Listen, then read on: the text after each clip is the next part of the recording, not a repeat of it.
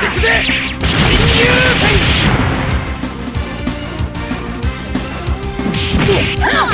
you go!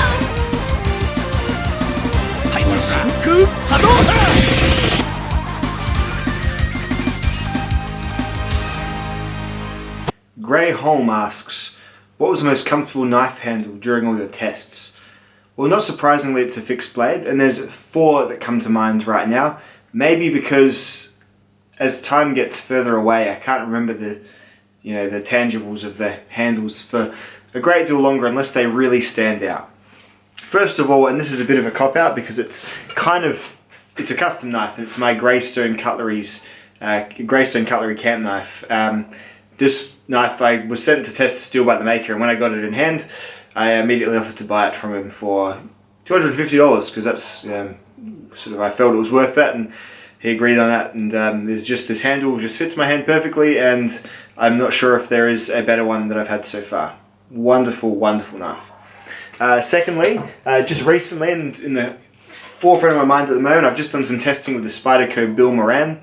Bill Moran knew how to do a handle, and this just has the perfect small fixed blade handle for a production piece anyway, as in it'll fit more or less anyone's hand really, really well. Thirdly was the Survive Knives GSO 4.7. Again, that company can make a good handle, and that is quite the handle right there. And that was a longer test as well, and it really did sustain. And lastly is, I think I have the other one here too somewhere, but the Crilly Mako in both, well, it's the same pattern really. This is my crewwear version, and even the Rex 121 version, whilst being a little bit thinner, so probably not as comfortable, that knife did 1,350 cuts and wasn't, it was the repetition hurt, but my hand was more or less fine. Gary can make a really good knife and a really excellent handle on these Crillys. So those are the ones that stick out to me. With regards to folding knives, paramilitaries, Mannixes,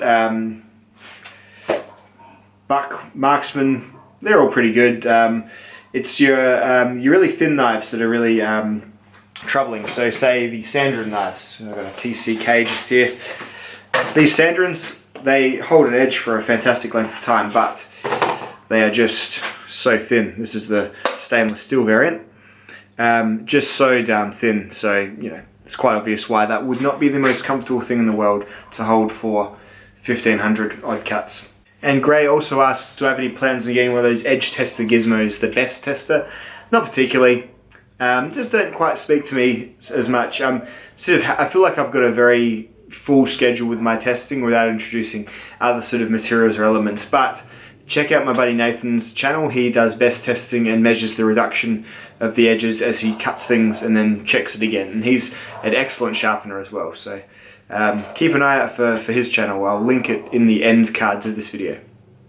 Sam Alpert asks, would I carry an automatic knife if I was able to? Yeah, I'd probably chuck a couple of autos in the collection. I am not so longing for them that I feel too hard done by that I can't. But I would certainly add probably a Benchmade Infidel or a Microtech or some sort, or a ProTech. One of the cool out the front ones, yeah, I could definitely see that happening. I don't really think of them too much because it's just like out of mind because it's not possible. So if it was possible though, most certainly. But yeah, until it is, or if it ever is, or whatever, don't give it too much thought particularly. Scott Ward asked, what started my knife steel obsession? Pretty sure he has the same. Well, as a reviewer, Scott, when you talk about things, you start to notice that you're repeating what other guys kind of say about stuff. It's a trap that you all fall into, and there is a good one that someone points out later that I often find myself guilty of as well. I caught myself on the steel, and I thought, well, if I'm going to start saying that this steel apparently lasts longer than this steel, it all came down to when I got a Rat 1 in D2 steel, and I was going to say in my review that this steel lasts longer, and I thought, well, how much longer? And while my testing is, and I always say, it's just a single instance of testing really, at least I can have some kind of quantifiable data when I'm talking about it, so I can say, look, when I use this knife in this way, the edge lasted this much longer or this much shorter. And so it's just really good. So now when I can say, I've got some VG10 here and some D2 here, I can say, look, D2 is a great knife steel. In my opinion, it'll last about 30% longer on the edge than VG10, you know, if that's a rough estimate of how it goes. So good to actually have something to be able to back up my statements. That was kind of what kicked it off. Shaked Tolman asks, are there any stills you want to cover now you've dabbled in about 60 to 69% of the stills available? And he asked about if Teresa has any stills that she likes, and I won't even bother with her because she would have no idea. It's all the same thing to her for sure. But with regards to me, there is always something else. You know, I hadn't even heard of Rex 121 until about a year and a half ago, and I just read about it randomly on, I think, Everyday Commentary. So I pursued it. Sandrin, someone won one of these and sent one along, and had no idea it would be the insane retainer that it was. Then looking at the other sort of steels, these are at the opposite attribute. These are like ultra tough steels that also hold a good edge. Then you got things like LC200N that surprise you in that they hold a good edge and they are completely, you know, immune to rust almost. I'm always chasing that next sort of remarkable steel, and they just keep seeming to make them as fast as I can test them. Really, I'm a man of limited means, and I'm not super happy to take everyone's loaners because there's a degree of stress with mailing things back and forth, resharpening, maybe I resharpen and fuck the edge up or whatever. So it's just a slow process that I'm kind of happy just working my way through them as I can get them. So always something on the horizon there. Sponge MC asks, what battening proves? He goes on to say that the steel wins over wood, or because it didn't break in a video, it will never break. Valid points. Did not ask me to not give him a car versus tree analogy. I couldn't quite figure that. Not heard that particular one. At any rate, so a good knife to have around right now is this knife here. I was reviewing this and I battened with it more or less as something to do, and I guess to test the 4V steel. The tip broke off because I battened incorrectly, and it was just one of those things. I was making a shot and thought, it's screw it, I'll try it. And yeah, broke the tip off. Proved nothing about the knife. But then you get the comments saying, the knife should always win against, you know, wood and all that sort of stuff. It's an interesting philosophy, battening to prove something. I don't really try and prove anything, apart from maybe that the knife is, you know, moderately durable, at the very least, to do whatever battening you see me do in my videos. Mainly though, it's just another shot. It's a shot to make my videos more interesting, and it is kind of relevant to, I guess, overall toughness, edge retention. If you fail a knife in a video review, it's it's a notable thing to share, and it's a way of sort of perhaps failing a knife that is not so far outside the realms of what people will actually use a knife for. There are dudes who take knives and batten with them all the time, even small knives, even thin knives. So whilst it's not, you're right, any indication that the knife will never break, I guess it's just a somewhat measurable standard, and also another thing to show everyone. So this isn't just like a tabletop channel or a talking face channel, because there's only a couple of those that are, in my opinion, particularly watchable. So, that's my take on battening. I really don't have any defensiveness over it or anything like that. I would just as easily stop, and I don't think I've been doing it that much lately anyway, because I've sort of found enough other great, interesting shots to have of me using my knives during my reviews.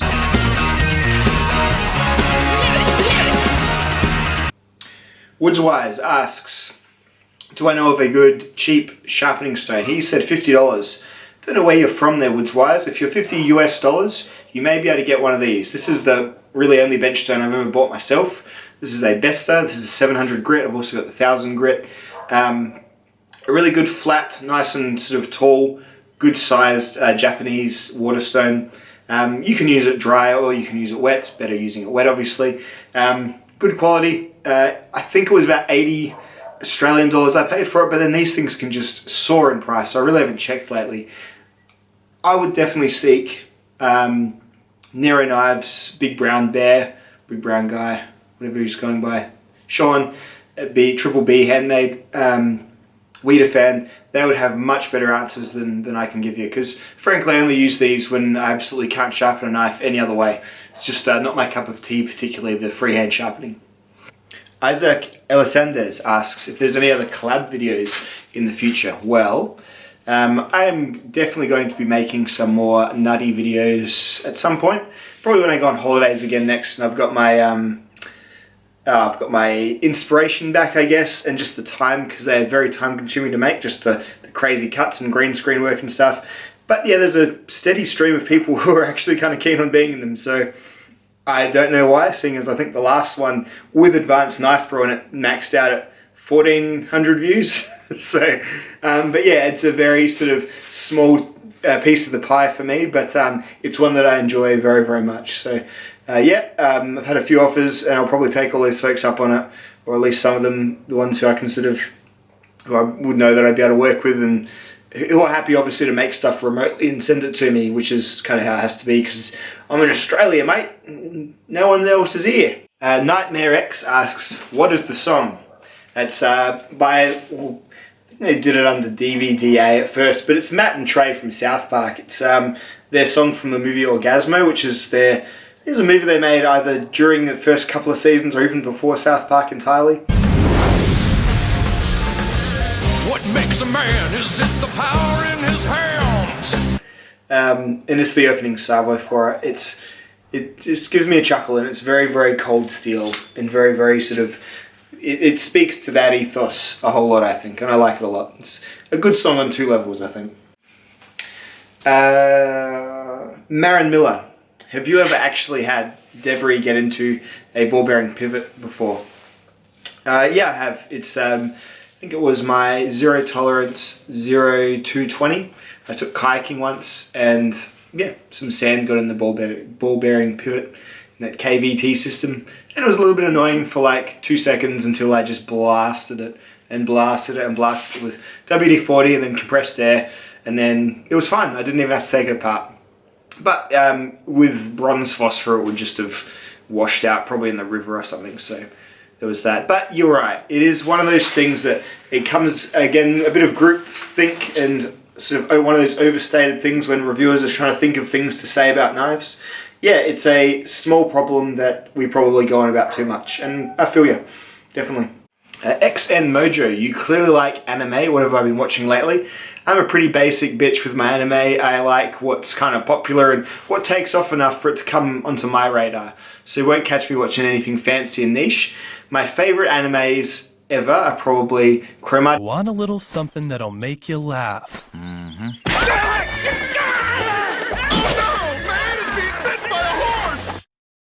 High School, which was, I think it was on SBS, which is like our foreign language channel here in Australia for a little bit. So that's how I got into that, I reckon. And that's just very, very funny. I loved Full Metal Alchemist Brotherhood. I watched the whole thing, and I would gladly sit through that again. It was on Netflix for a while. It was great. I've just finished My Hero Academia, which is 3 seasons so far and really good. Looking forward to season 2 of One Punch Man. This set of armor, which was used to seal in my immeasurable, irresistible power, has now been broken. Okay. Apparently out next April, I read. I've read it in the comics though, and it should be a very good season. But yeah, I used to watch Evangelion as a kid, always just hankering for a nice robot fight and not Shinji sitting crying in a chair, but you seem to get a bit more of the latter than the former. But yeah, it was always a good show. But stuff has to really sort of be mainstream enough for me to take notice of it. It's, you know, I'm like a top 40 music consumer of anime for sure, so I'm definitely not a cool anime guy, if that is that an oxymoron? I think it might be an oxymoron. Oh, my kids at the minute are watching Dragon Ball Z with me, which is great. Like the new Dragon Ball Z Super Show, which has got, you know, just this, it's got this, they've sort of amped up the sense of humor, but it's less super serious, and it's kind of, it's not too bad for kids who are like, you know, almost 10 and want to see something a little bit more edgy than just proper soft doughy kids shows. So that's been good too. Deformed Psyche, nice name. Considering that your videos are some of the most fun and hilarious in the knife community, that's nice. He's basically a big long comment complimenting, which is nice. Not everyone thinks I'm particularly funny. OMG, what a retard millennial. Holy fuck nuts, Batman. What a artard. Yours truly, Orlas, the Druid. But he's asking what my comedic influences are, what kind of comedy maybe shapes the channel, and what other stuff I just like. Well, shaping the channel, I would say I keep things pretty, compared to my real life sense of humor, I keep things pretty, obviously not standard, I would say, still more or less quite out there. But yeah, I would say for my channel, I reckon the primary things that I would say influence are stuff like Adventure Time, just the sheer like randomness and strange things leading into other strange things, like Ren and Stimpy, the old kind of cartoons like that, just the ones that I grew up on. Obviously everyone probably 30 and under, hugely influenced by the golden years of The Simpsons, as in seasons 1 to season 8. All those sorts of things I think changed more or less how we think and speak. It was such a huge thing for us all. Also South Park, I see a lot of, you know, pretty well-formed satire in South Park too. But with regard to the stuff I find funny, sort of that I don't really incorporate into the channel, I like pretty dark stuff generally. I like the real grungy, sort of grimy, shock humor almost. And just, I always sort of subscribe to the either laugh at everything or laugh at nothing. Not too much is off limits. Like when I get a group of close friends around, it can get pretty harsh, and you'd have to vet pretty carefully the folks that you're bantered with. In terms of stuff that I would sort of point you towards to sort of get a rough idea, I'd say a lot of it's the indie stuff on YouTube from a couple of years ago. H3 earlier, you know, 2014 to 16, Filthy Frank, Max Mofo, iDubbbz. Do one more one-liner. Jump down, and then say some fucking gay shit. I'm gay. So what I'd like to do is demonstrate a technique which I call defense against a guy in a chair. Excuse me. Yes. Now, in future tape series... So those sorts of things, I just find just a nice level of juvenile sort of disaster feeling to it, but also it can be quite sharp as well if you look at that extra layer. So that's my comedic stuff that I sort of A, wear on my sleeve, and B, just enjoy personally. Rick Kerens, interesting question. Does it really matter about if stills can hold an edge longer if you maintain them after each use? That's a really good point.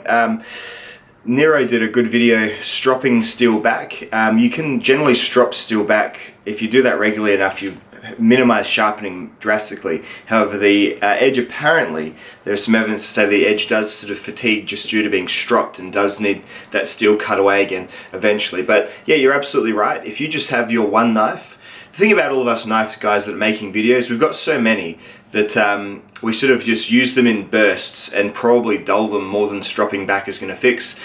I just probably end up doing weird experiments with my edges that require a resharpening, but I don't use a knife like a normal person. I don't think I do a lot of sort of pretty out there stuff with them just to see what will happen, because I sort of have this carefreeness about you know, I always just in the back of my head I'm always just like, hey, I could always resharpen it, so I'll do the weird stuff to the edges, and even putting those really hideous grinds on doesn't bother me too much how a knife looks or anything like that. But I would say, yeah, definitely, if you're someone who just bought, like, say, what have I got in my pocket? If you bought like a Benchmade 940 and that was your knife, just drop it every couple of days. You probably sharpen it maybe every 3 or 4 months or something like that if you took care of it in that sort of way. So absolutely, definitely a good point. I think you had a second part of your question. What was your inspiration to get into YouTube and testing, etc.?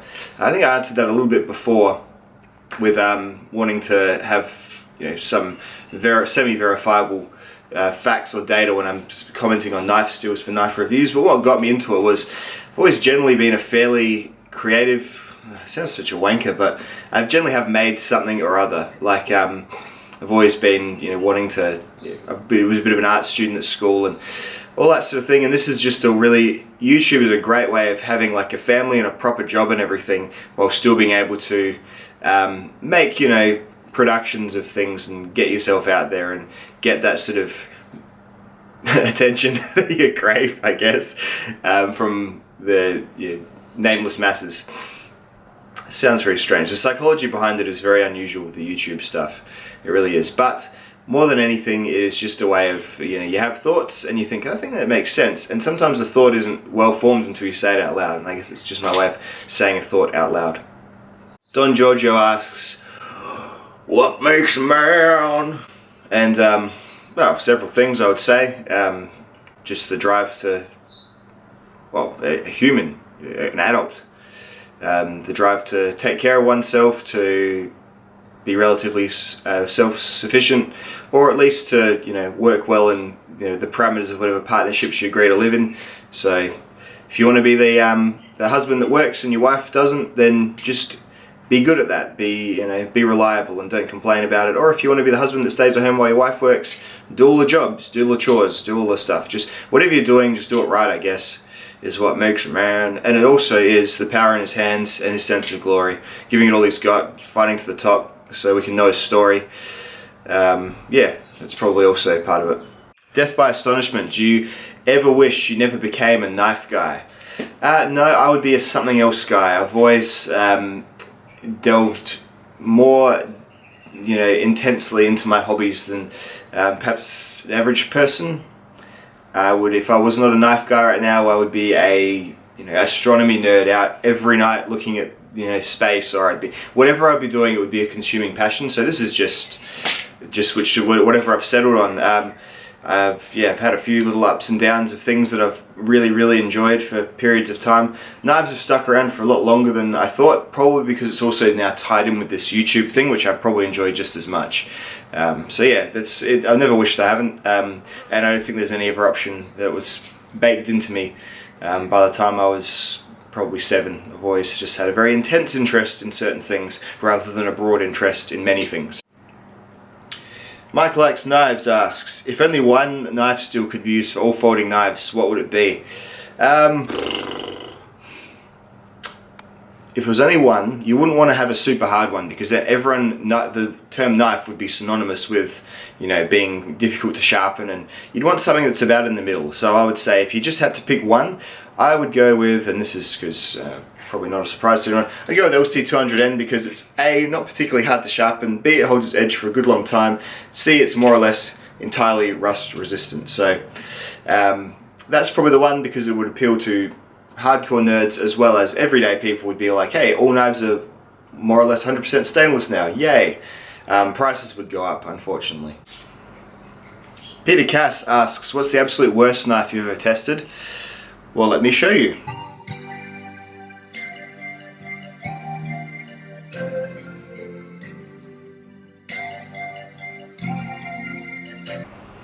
Yeah, the Batman knife. It was a fun video, but that thing was just...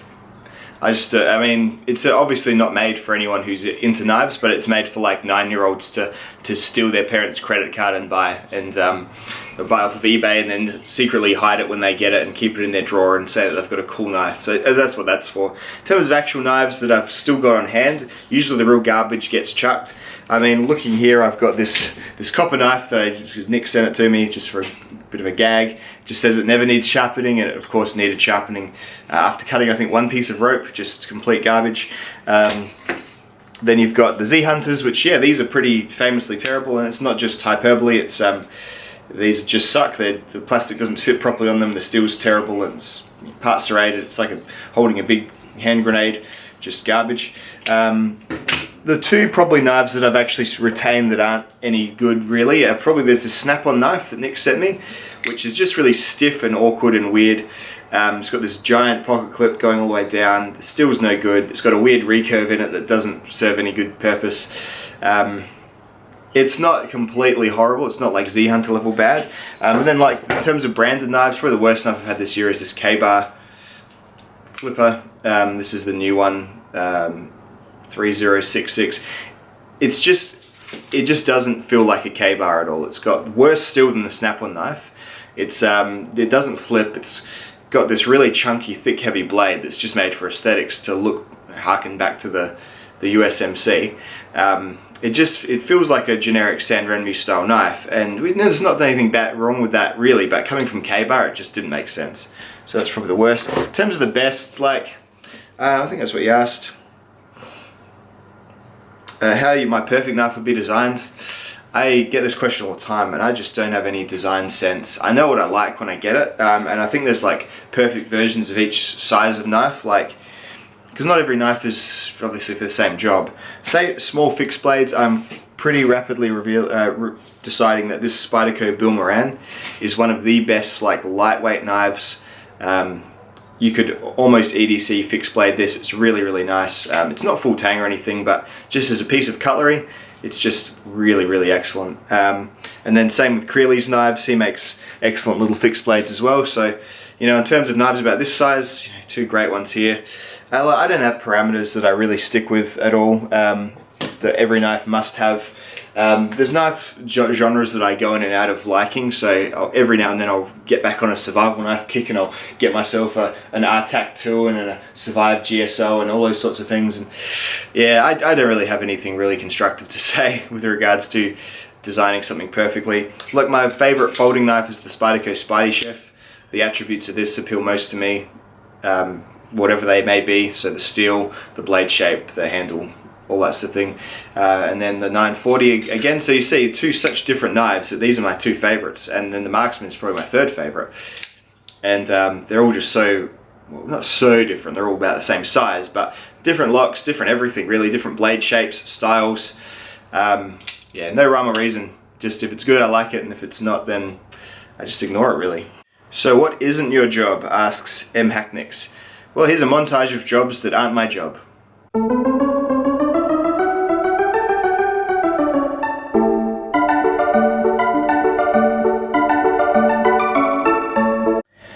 M.O. Carnegie. Sorry man. I like Falkniven knives. They claim the laminated blades are stronger than made out of one single steel. Could I confirm that? Well, I've tested it and it does seem like there is something to it. So keeping in mind these two knives on the table are both VG10. One is a Chinese VG10 and one is Japanese VG10. So whether that equates to anything, both the Rockwells are about the same at 59. Now, I did the same tip test on both of these with tips that were, you know, about as thick as each other. This is also relative though, really, but this one broke and this one didn't. These are tough knives, so I have properly, this Falkniven's been with me for about 3 or 4 years now, and it's just been reground and twisted and bent and smashed through everything really. It's been used as a wrecking knife, as a bushcraft knife, as an everything knife. No issues at all with the tip. This one did seem a little bit brittle, and there probably is something to those, you know, layers of really soft stainless steel on either side doing something there. So whilst I can't confirm it as a general rule with everyone's knives, from my testing, which is limited and within the scope of one man, yeah, it definitely seems like that's the case. Damo and AZ, do you have any experience with the Spider Edge and what are my thoughts? I don't have any experience with the Spider Edge, so I have no thoughts. Sorry. Living the Dream, aka Wabadum, asks which in my opinion is the greatest prog rock band and what knife sort of matches up with them. I'm probably supposed to say some, you know, like a Rush or something like that, but to be honest, the prog rock band that I enjoy the most, probably pretty obviously, maybe if you've been watching for a while, is the Mars Volta.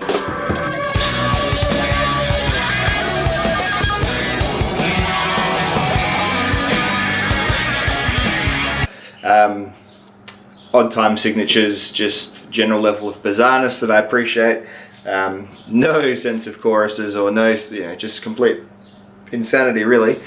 Methamphetamine beat poetry is how you best way to describe his lyrics. Just ridiculousness. So pairing up well with that ridiculousness is, I think, probably the knives of Elijah Isham. Maybe the, you know, look at the Wee Knives, Eschaton, something like that. Seems to be a pretty prog rock knife, I would say. BC Bushcraft asks what I think of Survival Lily's knife. I've obviously not used it at all. It's just a video that we've all watched. I can definitely see her influences on it. So she's really loved spending the time with the SRK, but I think the handle is more of perhaps Voxrolled, like she used to use, you know, the slab micarta handle. Seems very her. The steel choice, AUS 8. Pretty good choice of like a tough stainless steel. It's not going to chip. It's going to hold its edge better than like your standard 420 series stuff. It'll be tough. That's obviously what she's after. Like some people want their survival knife to sort of have like a, what it is, a survival knife. Here we go. So this, say the Survive knives here. This is a small compact survival knife. This slices and you know, carves really well as well, just because it's quite acutely ground. She's probably not as, you know, bothered by that. She seems to use her knives as impact tools as much as a slicing tool. So it's just a big, thick, chunky saber ground piece of AOS 8. Looks, yeah, very her. I give a fair bit of credence to what she would think of the knife. I hope I don't pretend that I'm like a survivalist or something like that. I'll get a knife and I'll make a series of things to do with it to review the knife. She kind of does it in reverse. She does the activities and whatever knife she's taking along with her. She has a much smaller cycle through of knives. So people often say, hey, you reviewers, you go through that many knives, how do you actually know anything? And there's an element of truth in that, for sure. She seems to have maybe changed knives 3 or 4 times in the last 3 or 4 years. So I would say that it's, yeah, a fair culmination of experience having led to that point. So I'd be very interested to see how it handles for like my uses, which are probably very different to her uses. But it looks cool. I don't know who's making it for her, somewhere in Taiwan. The price is pretty high, but that's small batch production, I guess. They probably only made like 500 units for her to sell initially, and she'll see how it goes from there. But yeah, wish her all the best for whatever that's worth. Probably not much coming from me, but good job. In It asks if you did automatics, ProTech or Microtech. Having had a brief look at the designs, I think I prefer ProTechs just by a touch, but this is completely theoretical because I haven't actually laid hands on any of them. Chris Allison asked if I care to share any maker reactions to any of my videos.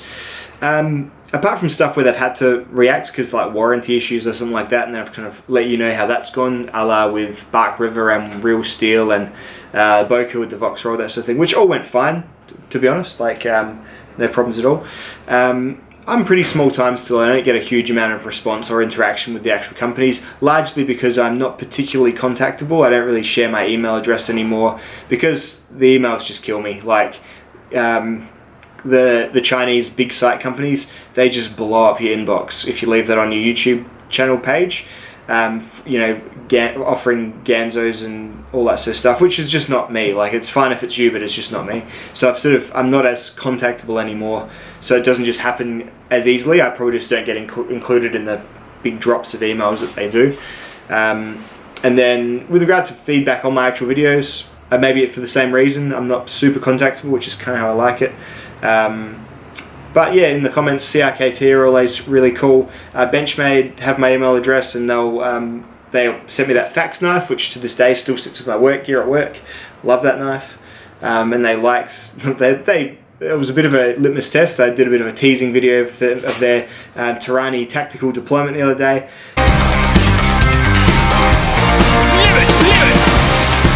She's leaving home after living.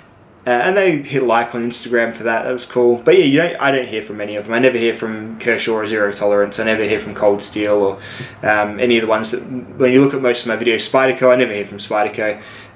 When you look at like the larger sum of things, like the knives I do mostly my reviews on, which is usually Spyderco's, Cold Steel's, Benchmade's, Kershaw's, Bark Rivers and that sort of stuff. Yeah, generally not too much. I think you have to get to like, you know, Nick Shabazz level at least to have those open channels of dialogue. And I'm all over here in Australia too, so I don't have that thing where I could show up at the trade shows and stuff either, so it is what it is, and I'm totally happy with it. I don't particularly want to be any more involved than I already am with companies. I just like to buy my stuff and then review it on my own terms. That's kind of how I'm going with the channel anyway, so there you go. Lee Stevenson, while editing, have I ever noticed a large booger hanging out of my nose? If so, why did you edit? Why don't you edit it out? I have not noticed. I don't look at myself for the editing. I'm all just about making sure everything's in sequence. Most of the things I do are just hot takes. So you'll probably notice I don't usually kind of cut too much out of my videos because I just kind of let it go. I'm usually pretty happy with what I've said, and if I don't, I'll just apologise for it later. So yeah, I don't really examine myself too much. So if you've got any funny ones, I think my fly's been undone in a few videos in the past, so that's something. And yeah, it's nothing like that is so important that I'd go to the trouble of reshooting a scene or anything like that. Carl Stanlan asks, napped obsidian or chunk of iron? Probably the chunk of iron. The obsidian, whilst incredibly sharp, is very, very brittle. I'd prefer the iron. You make like a more easy to manipulate wedge out of it. Evan Cox asks, for under $300, what's the knife that a normal person should get. So I'm assuming not like a nut like me who just tries dozens of knives, sells them, cycles them through. If you're after just one knife to get that's just reliable, your instincts were right. The Spidey Chef is the one that I would personally recommend on this channel. Some other folks will, suggest things like Benchmade 940s. That's a definite thumbs up as well. This just cuts a little bit better than the 940, and I think is probably a little bit more long-term durable. If you just want to buy once, cry once, have a good pocket knife, it'll sit deep in your pocket. You don't have to do anything to it, and it just goes. And the steel holds an edge and it doesn't rust away. So if you're not that keen on fussing over your blade at all, you can more or less just have this, forget about it until you actually need to use it. So Spidey Chef is definitely my choice for that. Patrick Gounod asks what my preferred grind is for a folding knife, and then goes on to ask why we don't see convex grinds on folding knives that much, and for a fixed blade knife as well. So my preferred folding knife grind is just one that cuts well. I don't really have because I'm not a hard user of my folding knives really, I don't care if it's hollow grind or if it's convex grind. Look at my three favourite knives. So you've got a Buck Marksman that has a pretty acute hollow grind, pretty nice grind. You've got the Spyderco Spidey Chef, which is a full flat. And then you've got the Benchmade 940, which is a pretty chunky old saber grind.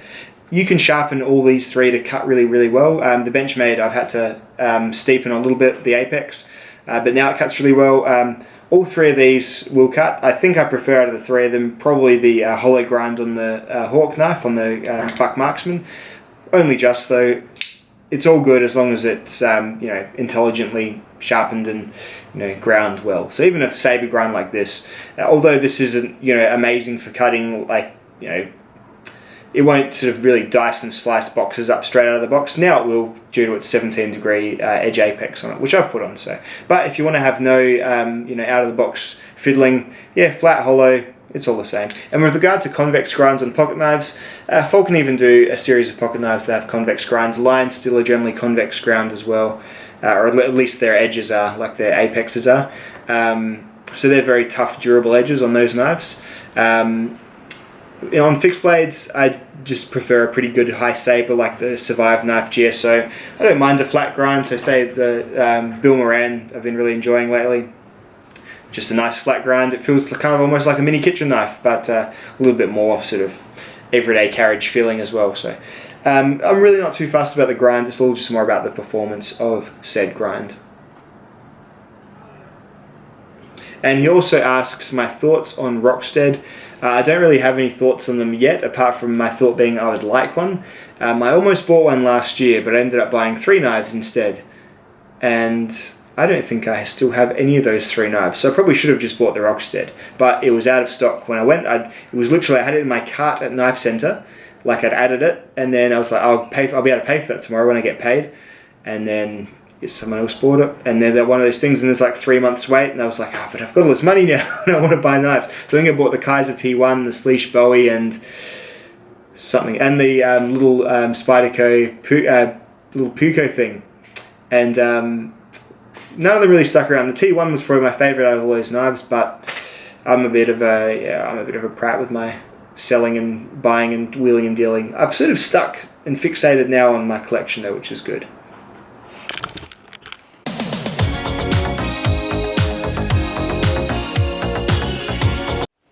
Theodore Trilby, Pete, my question would be, how do you maintain those big ones? Your eyebrows. Well, interestingly enough, when we started filming this, the light just refracted off them just well enough to inspire a quick maintenance session. So I'll just show you that now. So you hit on the side.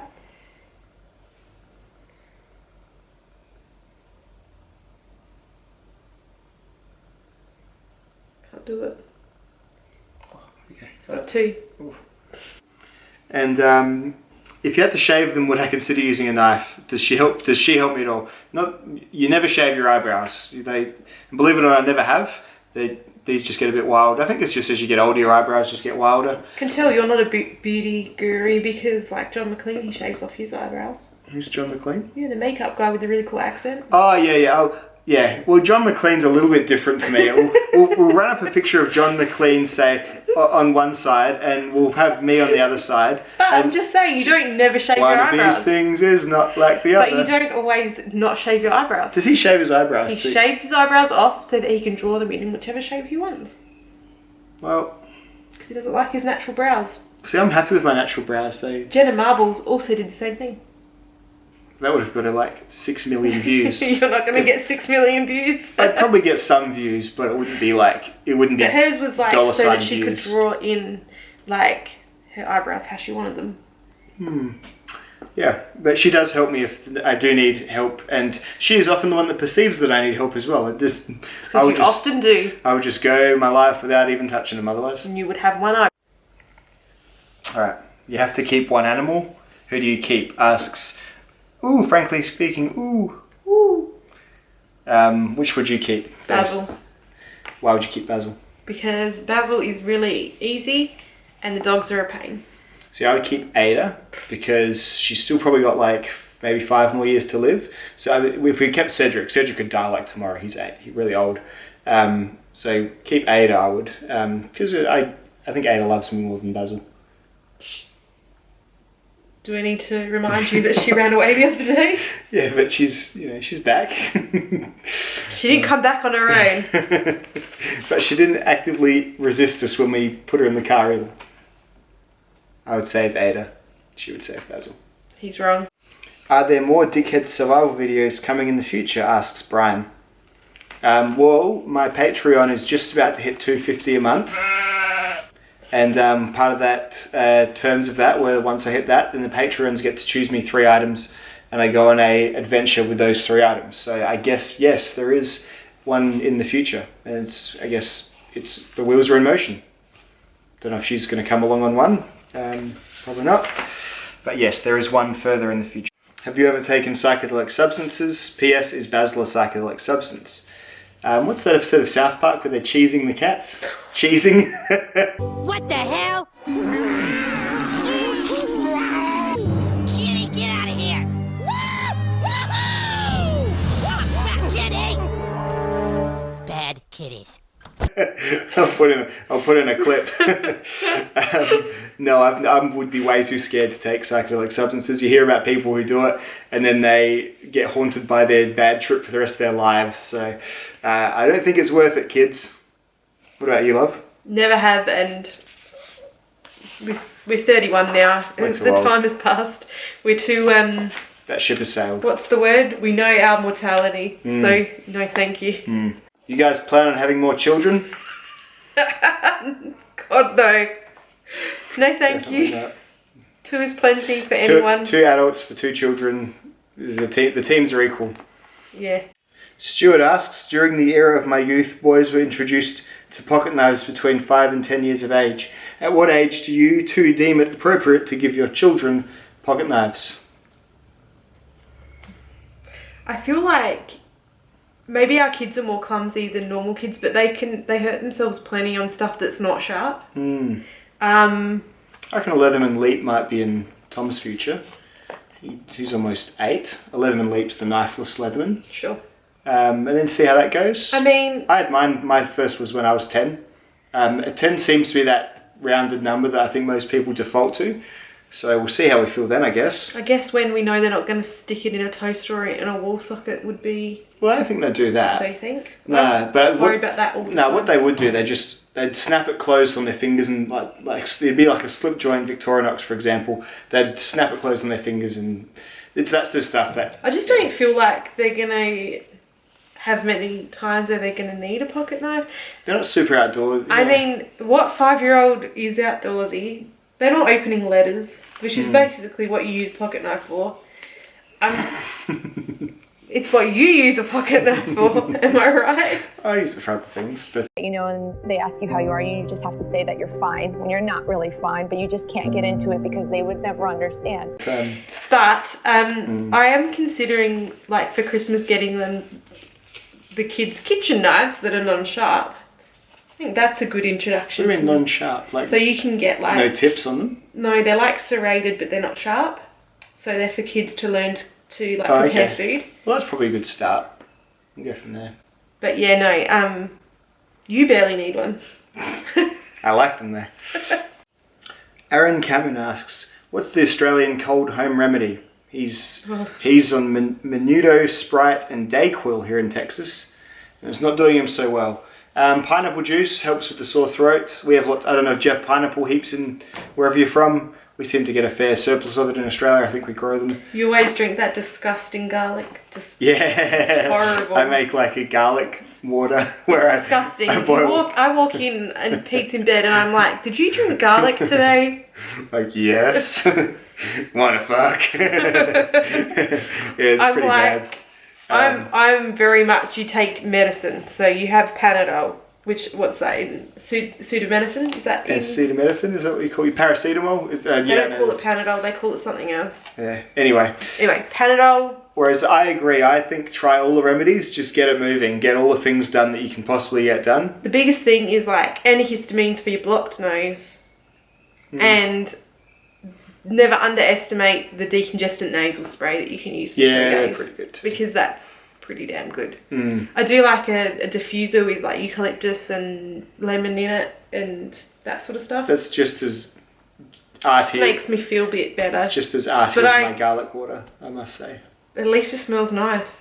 Garlic water is just terrible. It is literally just garlic cloves chopped up really small, put in boiling water, and then you leave that for like 5 minutes, and then you drink the water and you chew up the garlic. It's like, it's so good. But why did you ever start doing that?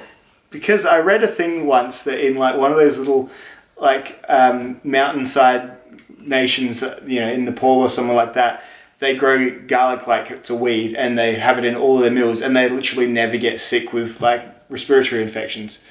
It's probably like one of those junk it's definitely because junk of the articles, garlic. but yeah. Init asks, what is a platypus in 3 words or less? Marsupial. So is a kangaroo, so you need to like use 3 words. I'm thinking, because it's a hard thing to describe. Fairy duck marsupial. I was going to say like rabbit, duck, marsupial. Rabbit? What's got anything to do with rabbits? I feel like they would be like rabbit sized. Not. Rabbit They're duck. kind of hairy. Rabbit duck marsupial. They've got like that. They've got that otter kind of coat. Yeah, that's probably more like otter duck marsupial. I don't think they sleep holding hands or anything. No, they're not cute like that. They're really poisonous platypuses. Got poison barbs in their hands. They're really badly. I've never seen one. Yeah, I've never. Yeah, they're not like kangaroos. Not everywhere. You have to really hunt for a platypus around here. Do they lay eggs? Yeah. So marsupials. No, they're not even marsupials. We're so dumb. They're monotremes. Remember? They're not marsupials, but they do have a pouch. Yeah, platypuses. What the fuck is it? They're fucking retarded. That's what they are. You can't. I hate them. I don't think you can describe it in 3 words. Yeah. Because it's like a hairy. I hate you, platypus. You shouldn't exist ever. It's like hairy with a bill. God's greatest mistake. Lone Strange asks, missionary or reverse cowgirl? I prefer reverse missionary. That is where you travel from a tribal society to a Western religion country and try and spread paganism. It's reverse missionary. It's pretty cool. Have I been forgiven for the last dickhead survival yet? And if so, when's the next one? It's from Thomas. Well, I was never really angry about it. She did want to come. Like, that was her suggestion, really. But it was pretty damn cold. I don't think it'll happen again. But I don't think forgiveness was part of the issue. It's just more of a self-realization, perhaps. No, I knew that I wouldn't like it, but I didn't think I would... Not like it that much, that it went like that way. I thought I would be able to cope with it. Yeah. But... Yeah. It'll the next one will just be by myself, though. Alright.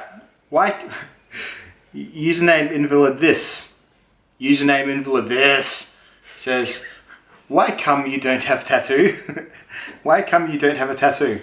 Well, I don't have any that you can see right now because we always hedged on the side of caution and got them, in less. Yeah, I'm so glad I never jumped on the dude with a sleeve bandwagon because holy shit. You just wouldn't see. And everyone has a sleeve like of just random tribalist designs, and it's like a jacket that you can't ever take off. But we do have tattoos. We have each other's names, which side is mine? Show each other's names that we got when we were much younger. Hers is on a different Mine's place. on my ankle. Yeah. But that is it. Very And simple. I have this one. Oh yeah, a little heart on the wrist there. Which was matching with my sister. Yeah, but has tattoos gone out of fashion now, or is they just almost like an initiation turning 18 now, isn't it? I don't for know. everyone? I would like to get another tattoo, but Yeah. I'm a bit of a wuss. Yeah. I don't have any drive to get one ever again at all. This is nice. I don't regret this. That's fine. I would regret it if this all went tits up, but you know, it's just the risk you take. You know, you figure you get this, and it just won't happen. You know, that's how it works, isn't it? I think Insurance, so. yeah. Do you remember how scared your dad was from me? Yeah. Because we were like 18. Yeah, we've been together. We're engaged. Maybe we were 19. We're engaged, but yeah, Dad was just like. Maybe just not your name. Sent me like a wall of text message about it. It was so good. Poor dad. Yeah. We're such shit kids. Yeah, just like, nah, what do you know? Yeah. How can I walk a peaceful path when the world is so unpeaceful? From Florian Rogg. And when will we see your first knife build? Walking a peaceful path when the world is so unpeaceful? I don't know, just don't go around actively inciting violence and unpeace. And try not to react. If people are being uncivil. That's the problem. We give all these squeaky wheels their grease. We got to stop doing that, you know. And when will we see my first knife build? I will never build a knife. I mean, I'm not locking that in. Maybe when I'm like 50 and have a midlife crisis and go through like a craftsman period, maybe I'll do it then. But I don't have any interest in, you know, it's like I enjoy eating, but I'm not really that flash on cooking. It's just that whole thing. So not really for me. Probably not anytime soon, that's for sure. Pete and Try. Will we be attending the Adelaide Knife Show in the world famous Aqaba Hotel? Is that where it is? Is it world famous? What was it? There was always like grab a grannies and stuff at the Aqaba, wasn't it? Like they used to do like 60s night on a Thursday. Grab a grannies. I think you might have gone there too. No, I used to go to what was that bar? Used to go PJ O'Brien's. Yeah, that was shut now.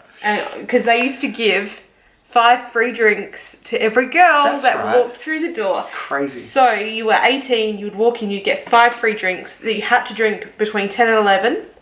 And then, how irresponsible is that? How do we survive that? And then when you think about it, there were like tons of older dudes there. Yeah. But and they were just like, yes. But we were just there with like our friends, so we never used to... Drink those drinks, ladies. Yeah, we used to go there, drink the free drinks, and then we'd go somewhere else. Yeah. But that's kind of... it doesn't really happen anymore, when you think about it, yeah, seems like a really bad idea. Survival Lily recently presented her survival knife. Do you know who she is? Have I showed you her yet? If Tree had to design a knife, what would it look like? I guess think if you had to. if someone said you have to, or else I'm going to throw Basil out the window of this building. Like, you'd feel like quickly, if I can hit pen to paper and... It would probably just look like a kitchen knife, because that is all I use. That Falkneven one. I like that one. Yeah.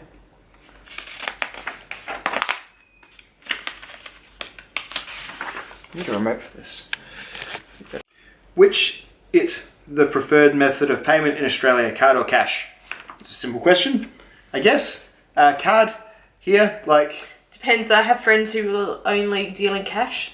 Yeah, we're in the country, so we're a bit more old-fashioned. So we have a few more country friends who are like, I don't trust them plastic money, and I'm not going to drive my metal horse into town and use no plastic money card.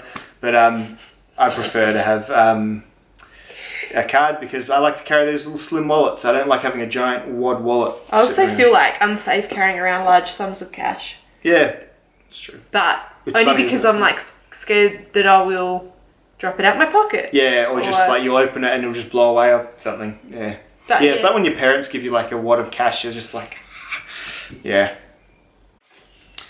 Phil Sinex asks, what's the last song to get stuck in your head? With mine is the Founders song.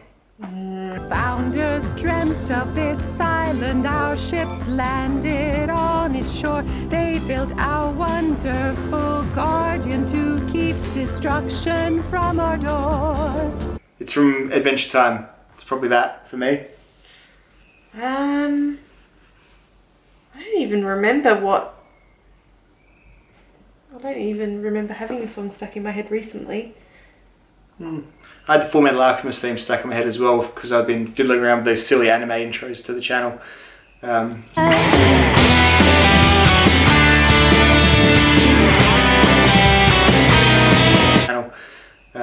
that was that as well. But yes, found a song for Adventure Time because I think I use it in my credits roll sometimes.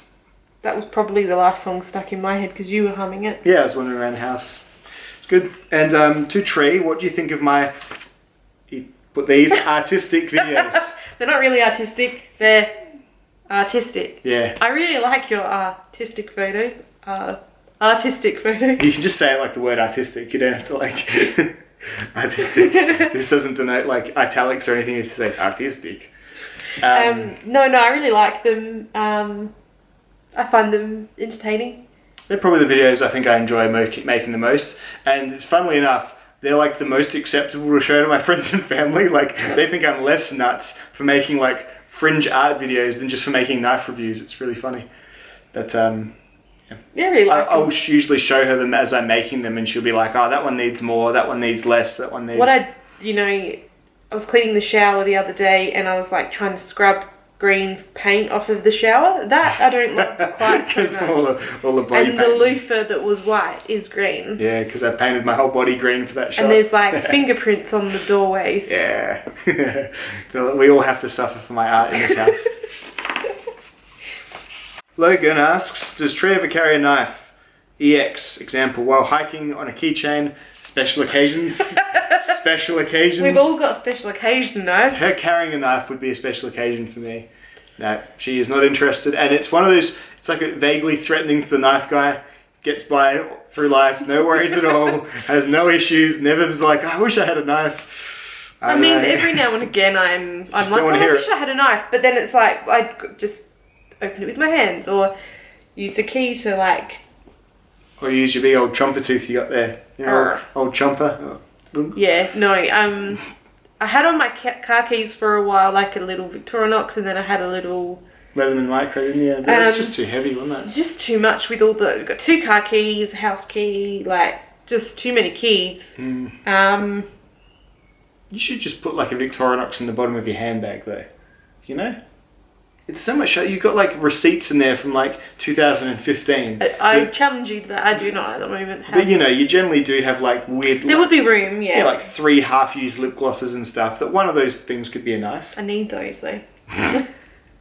Everybody needs those. The half-used ones, yeah, the 3 of them. But you keep using it and then it's all used. Was that your answer? Generally it's a no. Sorry. And also, Pete's with me, like, a lot of the time you're there anyway, and then why do we don't both need to carry one? Isaac Elizaldes asks, what's your go-to karaoke song? I don't really karaoke. Yeah, but if you're at somewhere, what would you choose? Like, what's your main, like, the one you know all the words to, and it's generally enjoyable for everyone? Like, karaoke's funny. There's 2 types of people. There's ones that, like, when they're drunk, they think they can actually sing and they're a serious singer, and they're like, I can pick that serious song and people are going to feel something. Or there's people who pick, like, the fun song that everyone's going to like, hey, it's this song, it's terrible, but it's good, it's fun. Like, it's, I always like Backstreet's Back by the Backstreet Boys, because everyone just can have a good time with that. You're like Barbie Girl. Yeah. Is that what you know? I probably would, yeah. If Tree left you for a DBK guy, which one would it be and why? What's the DBK guy? DBK, Dutch Bushcraft Knives. I found the best possible photo of them I could find. So that's Martin and Mickey. I'll put the same photo up on the screen now. So you got Mickey's the blonder one on the left, and you got Martin's kind of the burlier one on the right there. Are they my only options? Those are the DBK. So if I'm going to leave, that's all of the DBK guys. And I mean, maybe I should show you like a montage. Mickey's a bit sort of shrill and more animated, and Martin's kind of the more like. They're like a comedy duo. They're just as much in it for the lulz. But Martin seems like he might be the more serious knife guy out of the 2 of them. You're going to leave me for them. You sound like you really like them. Yeah, that's probably a better phrasing of the question. But I reckon from just the looks, I would say that Mickey's probably more your type, because he's... Which one's that again? The one on I don't the know, I left. was going to say the Oh, brunette. really? The brunette? The brunette. I think is brunette the word for a man with brown hair? Yes. Yeah. Is What are you going to call him? Well, et denotes femininity, doesn't it? But you'd... He's absolutely right. I don't know, because It's strange. you call guys blonde. Yeah, but that's, you don't, yeah. Interesting. It's because often we say we like brand a whole woman by her hair colour, so brunette. Whereas, like for the man, it should be like Bruno. Bruno. Bruno! Yeah. Okay, yeah. I mean, they're both pretty good looking roosters, really. I mean, pick like a bird. I've got the best picture. It's like, There's no one better out there, Tree. this is the best photo of them on the internet. Yeah, fair enough. I think you're more likely to leave me for them somehow. Sounds like it, you doesn't it? described them. Sounds like it. Jeez. This question was about who does Basil's voice. I have no idea what you're talking about. It can also be argued that DNA is nothing more than a program designed to preserve itself. Life has become more complex in the overwhelming sea of information. And life, when organized into species, relies upon genes to be its memory system. So, man is an individual only because of his intangible memory. And memory cannot be defined, but it defines mankind. Siddha asks, do you have any hobbies apart from knives? So asking about sports, martial arts, that sort of thing. Not really sports. I'm not sporting at all, really. Martial arts, no. What have I got? I'm quite interested in like fringe science, so like the more out there cosmic sort of stuff I really enjoy. You know, reading all of the stuff where the scientists start getting really stumped about, you know, what happened before time, do chronons exist, do gravitons exist, all that sort of stuff. You know, what's dark matter, dark energy, all those sorts of really out there concepts. I enjoy consuming all the stuff you can consume about that. But yeah, apart from that, I'm generally just a pretty basic dude, I think. I like the Marvel movies. I like, you know, I like Netflix and I like, you know, true crime stuff and podcasts and things like that. But in terms of active physical hobbies, video production, knife stuff is generally the whole deal. Paul B asks if I think there'll be a Spidey Chef 2 or another Schleich Bowie. Look, maybe in a few years there might be another Spidey Chef 2. I think this is one of their pretty good sellers. I think this is doing quite well for Spyderco. With regard to Schleich Bowie, I don't think so. I'm suspecting Marcine's got a knife that's really like a really slender little, you know, almost a like a ZT-0450 size knife and style knife, like a bit more sort of slim and pokey, and that looks really, really cool. And I'm hoping that he sort of licenses that to Spyderco to make a full production version of, because that looks really, really great. Shane Miller asks, can you eat kangaroo? Absolutely, Shane. It's a pretty standard thing to eat here. After, of course, you know, cow, chicken and pig, it's probably the most consumed, you know, more random animal that we've got here. We've got a population of 40 million wild ones, plus there's farming. It's a really dark, gamey meat. It's not for everyone. It's kind of got a stronger, richer taste.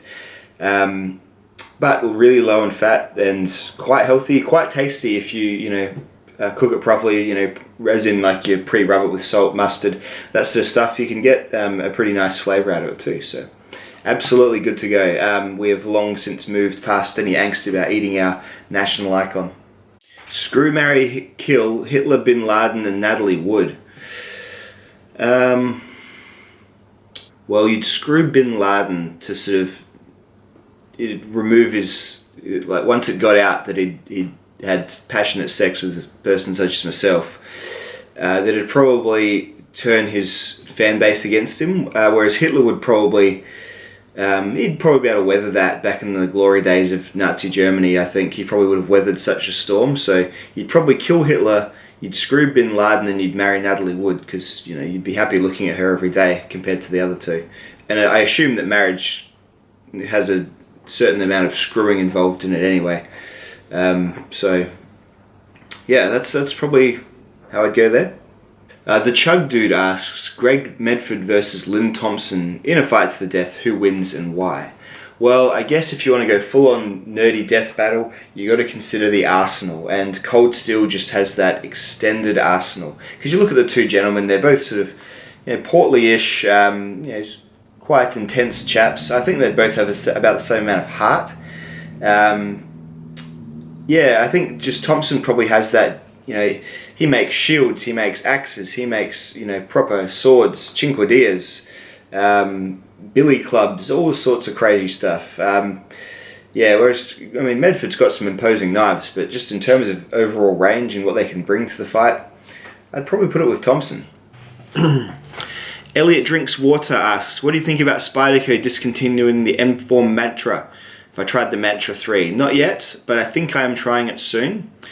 I think it's a bit of a shame. I think the M4 Steel was one of the unique things about the Mantra. Yeah, sure, it does tarnish a bit, but don't these knives surely only sell to knife guys? Like, this isn't like the Walmart section where just random people are, I bought this knife and the steel went all rusty on me. Oh my stars, I didn't think that'd happen. Those people aren't buying specialized knives like Spyderco Mantras. Surely not.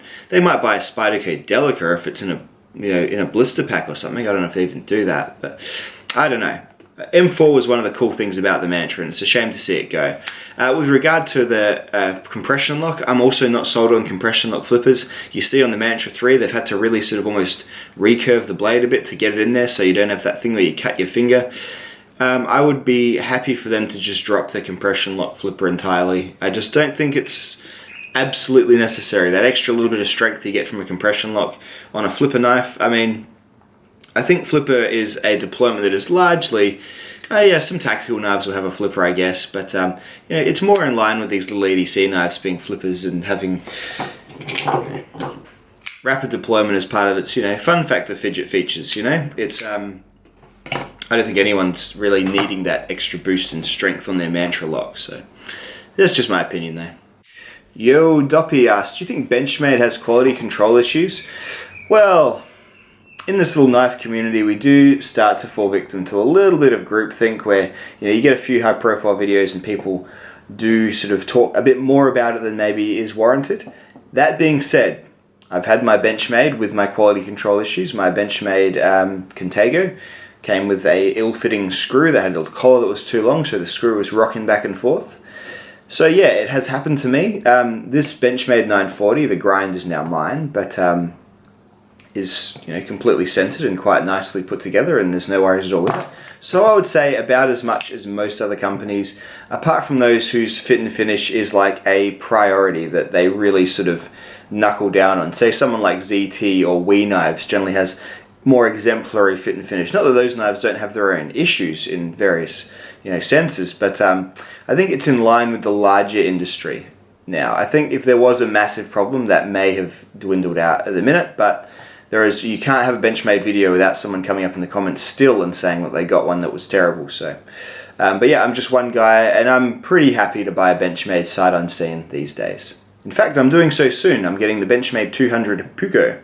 Yak Fishing with Keith Carson. Hey, wondering how to get minor rust spots off a blade. I have a Cold Steel Immortal and found it doesn't like brackish water. Didn't even use it, but in the kayak in waves you get wet.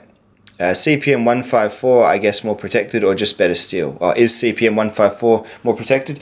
Yeah, it's a pretty rust resistant steel. Remember the Immortal in XHP? XHP is a D2 variant. It will be a little bit more stainless than D2, but not as stainless as CPM 154. Look, what I recommend, get some WD-40, just soak your edge overnight. And this is the thing, once you've got a bit of rust spotting on it, you're going to be hard pressed not to do some sort of surface rearranging of the, if you had like a satin finish, you're going to end up having a bit more of a scratch factory finish sort of thing. But then you can just get anything abrasive. So say, what have I got here?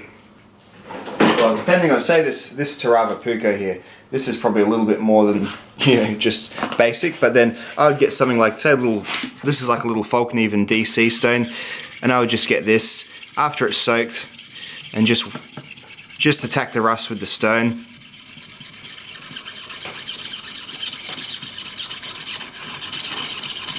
WD-40 loosens it up pretty well, and if you soak it overnight or something, it'll really do the job.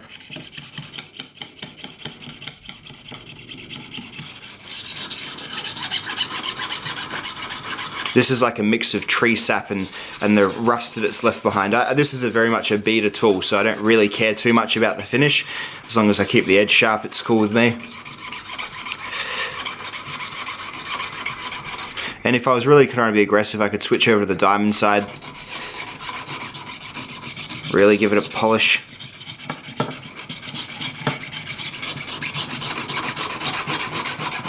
Because that's the thing, I always just think knives are to be used, and rust and just surface tarnishing is a part of that. So you just do enough to get it out. Like you can look at rust a bit like, it's a bit like cancer, I guess. Like if you leave it in there and you let it sort of, or it's like tooth decay, you know? If you leave it in there, the decay spreads. So it's just a matter of excising the rust you have. Sometimes you have to be a bit rough to do that. And then once it's out, it won't spread from that little point again. So it's just important to sort of stay on top of it. But I don't find it so important to absolutely keep it off entirely, especially on a user blade. It's cool that you're using the Immortal to take fishing with you. That's really cool. And just a little rinse there. Wipe it on a piece of cloth. I'll just use my pants. Yeah, you sort of start getting most of it off just with a pretty cursory little wipe and rub. So just something like WD-40, and you know, it's obviously not got it all, but that's just a quick little demo. Something like WD-40, and most rust eroding products will do the trick. But yeah, you do sacrifice finish. There's not really much you can do about that. My law school says, Basil. And I carry a sense of my own destiny. Each of those things are justice. Aaron Ronimus says, top 3 knives you hope to get and why? Well, right now it is the Benchmade Puko 200. I left to do that. It's like a really good value knife, really. It's like 3V from Benchmade for about the same price as the VG10 Falkneven F1. So very interested to see that one. Then I've got, well, it's on the way. I've got the new Laconico Mass Drop knife that I've already ordered that just got sent yesterday. I'm very excited for that one. If you remember my channel, I love the Kaiser Gemini. Always a little bit small for me. I think the Keen, that is the new Laconico Mass Drop Wee Knife one, is a little bit bigger, a little bit thicker, so I'm interested to see how that goes, but there's that too. And then there's the Spyderco Capara, which is the Alistair Phillips designed fellow Aussie. It looks like a cross between the Spider Chef and the Spidey Chef and like a ZT-0452. Like really, really cool, sleek knife with epic slicing capabilities, good looker. That's on my radar massively. BP69, top 10 favorite knife steels in all aspects of edge retention, toughness, corrosion resistance, etc. If you could have any sharpening system, what would it be? Oh, that's so. BP69 asks, top 10 favorite knife steels in all aspects of edge retention, toughness, corrosion resistance, etc. If you could have any sharpening system, what would that be, including skill to freehand? Well, let's get going, shall we? Alright, starting at the bottom, I love the 154cm from Buck on this this particular treatment here, the Paul Boss. Performs about as well as S30V really with the edge that I put on it. Great stuff, keeps the knife a little bit lower cost, good steel. Then 5160 is probably my budget fixed blade steel of choice. You can sharpen it really easily, super strong, really impact resistant, really warp resistant, really handy to have. This is the Kukri. Gurkha Kukris are made of spring steel usually from Car Leaf springs, which is generally 5160 or similar. Then I like ZDP 189. It's a really sharp, fine grained steel, very simple. I don't find it too hard to sharpen, takes a polish really well, does good job. Rex 121 is next, just because it's pretty crazy. It's kind of one of the most extreme steels, just from an interesting steel nerd sense. Then M4, kind of for similar reasons to ZDP 189, just takes a pretty keen edge. I don't find it too hard to sharpen either. And yeah, it's rather tough and can do a fair bit with M4. CTS XHP I think is the best sort of go-to pocket knife steel. It's a shame that Cold Steel aren't using it anymore, but plenty of guys still are, like Spyderco and whatnot. 4V, just a really tough, really long edge retaining steel. I think I like it a bit more than 3V, although 3V is still great.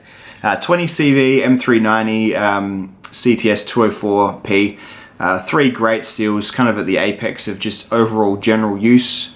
CPM Crewwear I feel like is that, but for fixed blades. A little bit less rust resistance, but geez, it just takes and holds an edge for really a long time. And it's pretty low maintenance really as well. This is my Creeley knife in it. I've actually used this a fair bit to no real adverse effects. And then the LC200N is probably my favorite just because it is pretty easy to sharpen, holds an edge for a good long time. It's entirely rust proof, which I just think is such cool tech that I always kind of like to sing its praises.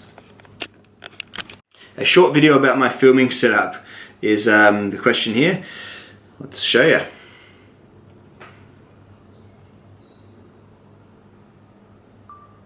That is my filming setup. How meta is this? So that's my Sony A5000 camera. I use the internal microphone. I have a pretty basic tripod. I also use this iPhone 8 for doing all my slow motion stuff, and I have a little GoPro that I use sometimes as well. I use iMovie to do all my videos. People often don't believe that I just use iMovie only, especially with my hyper edited stuff. I just do layers. I publish video, bring back in, add another layer, bring back in. I don't know if I got Final Cut that it'd be a one-stop shop, but there it is. And then this is my little my workbench that I just usually have all my sharpening stuff on. This is my grandpa's workbench. He built it himself. It's pretty old and rickety now, but I like it. It works well. I like the character to the surface too. It's just, got every sort of mark and ding from a whole lifetime of, making. He used to make violins, so there you go. So yeah, this is my little setup here. This is my shed. Hello. It's pretty messy in here at the minute. That's my grinder and my earmuffs and that sort of thing. It's a green flame shield from my video, some stones, my lawnmower, petrol for extra emergency if the petrol stations run out. Some camping stuff, some more Tormek stuff, batteries and all things. Yeah, it's just a shed. So that's my filming setup. Enjoy.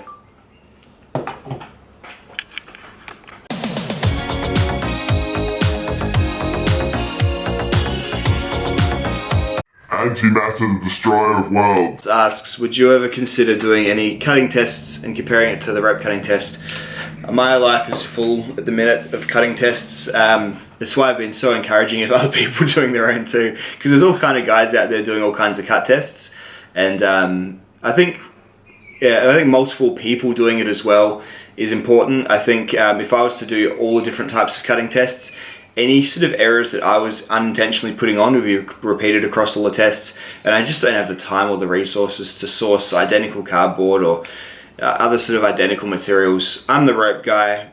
This is the way I'm doing it at the minute, so I struggle enough to get a video out every couple of days as it is. I mean, I think this one's probably on the tail of a 5-day break or something. This has taken a while to edit, albeit, but yeah, I think I'm set where I am, but other folks are definitely taking the lead and doing some pretty cool tests as well. Brad's asking about what I think of gut hooks. Are they glorified seatbelt cutters, etc.? Gut hooks and the rescue hooks and things like that. I will never choose a knife that has one on it because I don't really hunt, and the rescue cutters are generally, if they have them on a knife, folks who use them in actual life-saving capacities generally have dedicated ones. At work I have a Leatherman Z-Rex which does the job pretty well. You see some Benchmade SOCPs around too, the curved over version.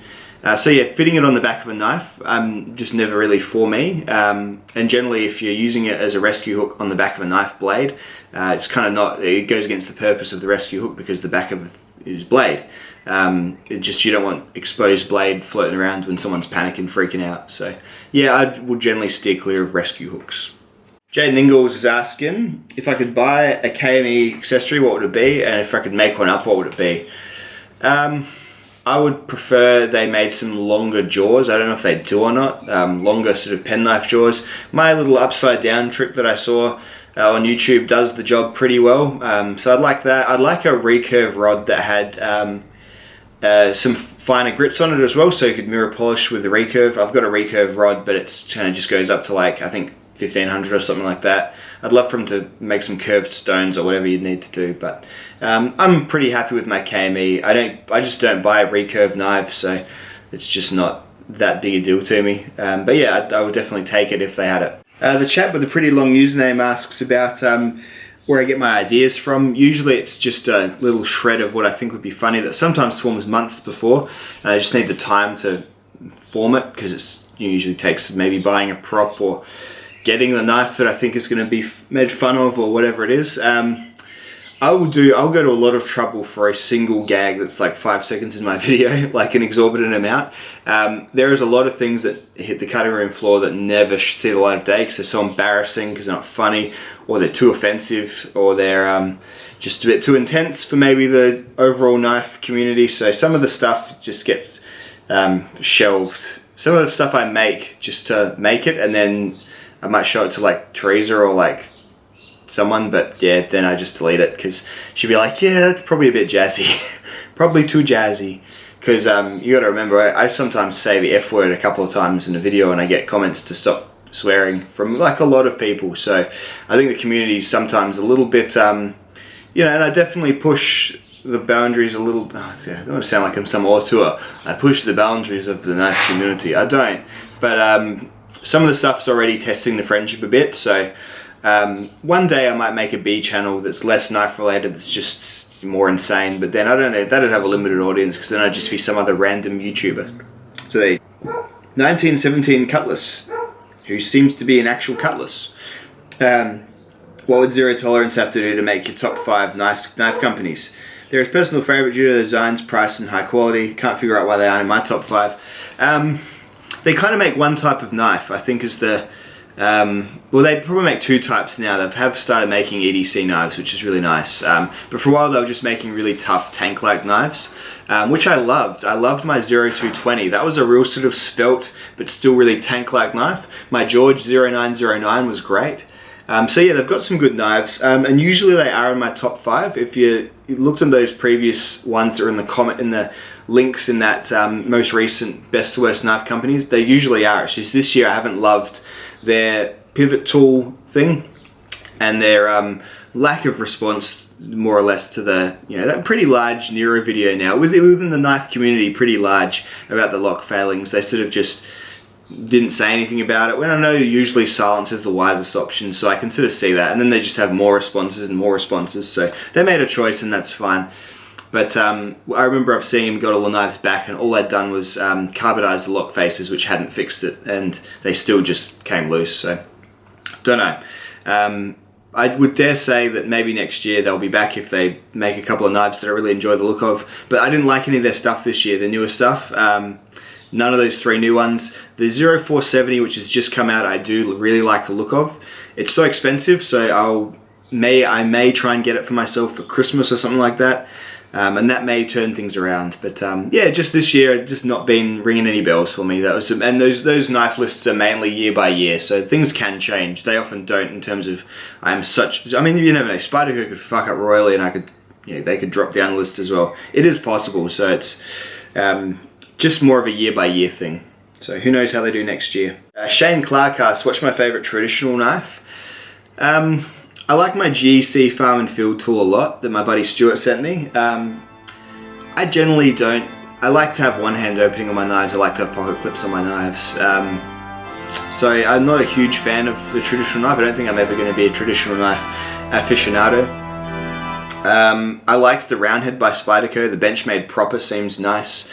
I mean, even it's not really traditional. The Sandrin, these are really nice. They're 2-handed opening, but they're super high tech. The tungsten carbide, this is the TCK in stainless steel. This is really nice. It's got a liner lock though, so I guess probably not traditional, but has a pocket lip too. I guess not traditional.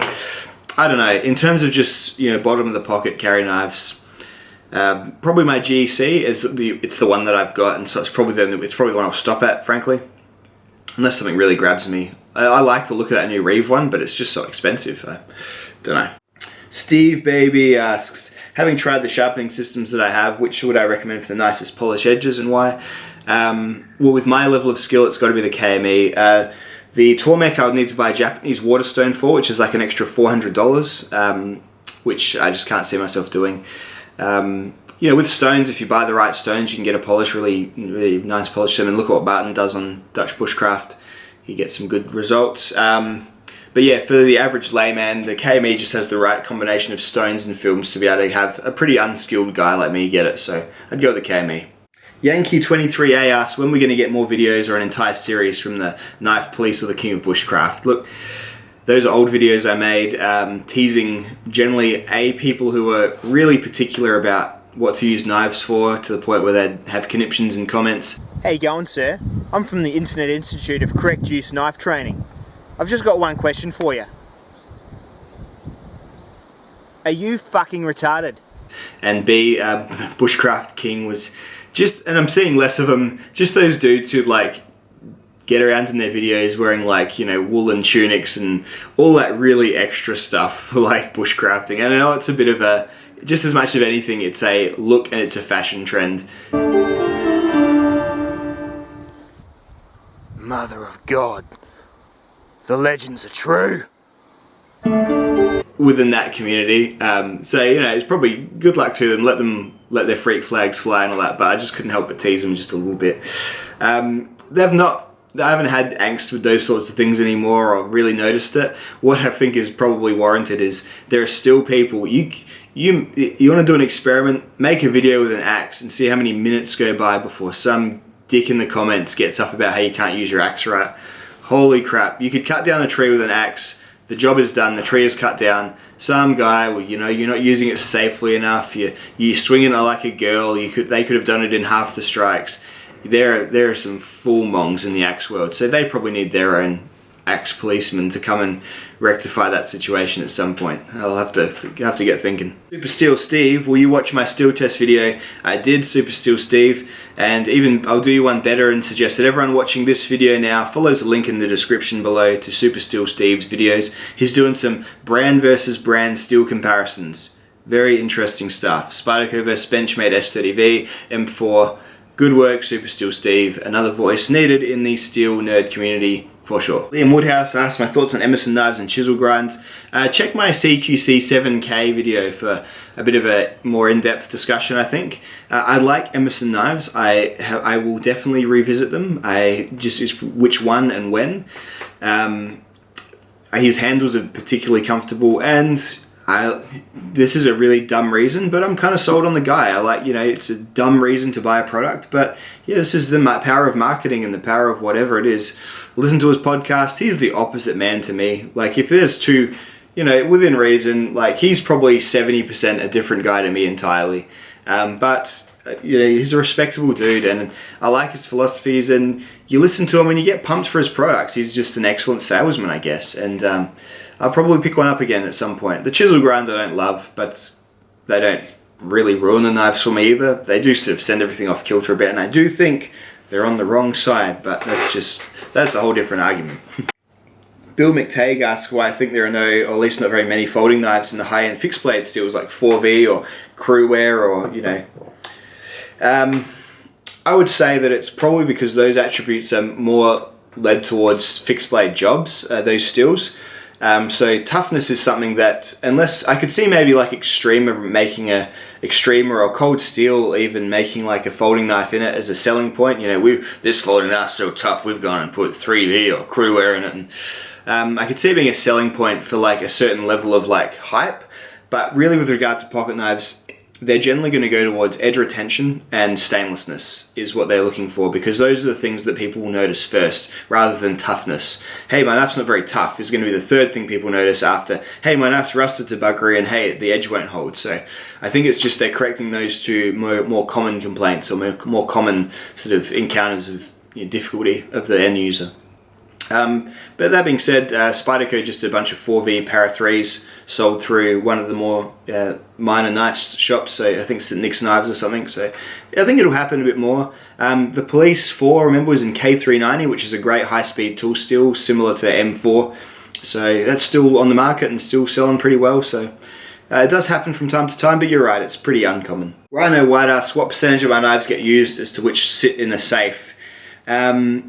All my folding knives get used quite roughly, like none of them are in any way close to being resellable for any decent amount of money. I can't keep a knife factory. I'll either, if it's too nice to use, I'll sell it, but if I'm happy to use it, I use it properly. I mess with the edge, I do everything with it. So yeah, like I'm looking at my table in front of me, everything has use on it. My fixed blades, I just don't get as many opportunities to use them, so I probably only go for a big walk once every month or something like that, if that. That's probably way more than I actually do. It's just the way my life is at the minute. My fixed blades probably sit, but none of them are going anywhere. They're just kind of waiting to get used again. So yeah, it's probably my fixed blades have less use on them. Often my fixed blades are just loaders, so I got to get this one back to my buddy Mark. But this Survive 20 CV, I'm not reviewing Survive knives, so because you just can't get them. Like you can't. I don't think they're probably. This is the 4.1. They're not making it anymore. Like or they'll make it in another 5 years time or something. And you just get too many comments. But a lot of them I sort of get, and they'll just sit for sometimes 6 months before I actually use them, and then I'll review them. So. But yeah, no save queens here. Mr. Takiksa, can I truly be a man without owning any cold steel knives? You can definitely be a man, but you know what you can't be?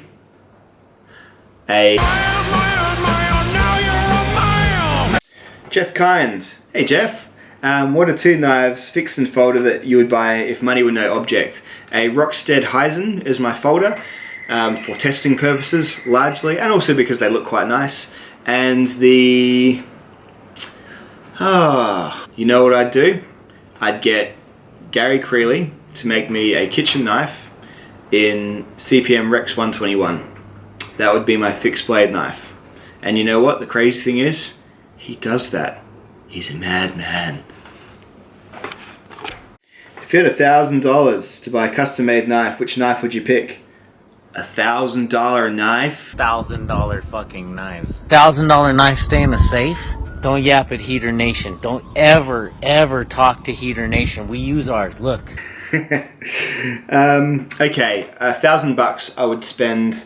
Well, to be honest, that wouldn't even scratch the surface with most like the pocket knife companies. Jason Guthrie, JG Knives. His Scout is something that I have not been able to take my eyes off of since I saw it probably a couple of years ago now. I'm not a big custom knife guy, but that one speaks to me for some reason. It's just so unique looking, and yeah, it just talks to me. So yeah, I would hit him up, but I think I'd need a little bit more than $1,000. But yeah, otherwise, I'd be hitting up like a smaller fixed blade maker for something in a crazy steel, like so Creeley or Shannon's or someone like that. For something, pretty fancy and like a lesser known steel that has great performance. Even a kitchen knife or something like that. What's my favourite budget knife? Asks Jimmy Brooks. How much does it cost in Australia and what steel is used? Okay, I reckon there's 4. There's the Tangram Makuto 440, which was the Santa Fe. There's the Kershaw Atmos, which I love. Where is the Atmos?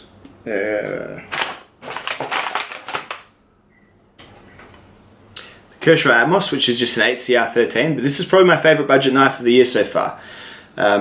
Just a great design. And this is about sort of $45. And then, yeah, the thing about the Tangram is you can't really get it here. You have to get it from Amazon US, which is tricky. But then the Civivi knives that I had the other day was great as well. That's probably a really good one this year. And then the Rat 2 and D2, or the Rat 1 and D2, if you want bigger or smaller, excellent too. And they're about $60 to $70. But this is probably my favourite so far, to be honest. And it's an 8CR. It just cuts really well because of its grind, and just a lovely design. Really fun to play with. Really slim profile, really lightweight. Great knife. DJ Clip, do you prefer M-Tech over Tac Force? I have not had the honour of having either of those knives in my collection, to be honest. We see a bit of M-Tech from our Australian sellers like X-Tac and stuff. They sell M-Tech unironically as if I don't think they quite know that it's terrible. But yeah, I have not had any experience with those at all. And that guy asks, am I your favourite because I'm first? And I thought I'd finish on your question because you were first. You did very well, that guy, being first. Good job. And my new favourite steel, well, Van Axe was pretty damn cool. I think we can all admit that. Holds an edge like M390, resists rust like LC200N, is tough like 80 CRV2. That is pretty impressive still, and could be my new favorite if it wasn't so exorbitantly expensive. Alright guys, that is the Q&A for myself and the wife. I hope you've enjoyed it.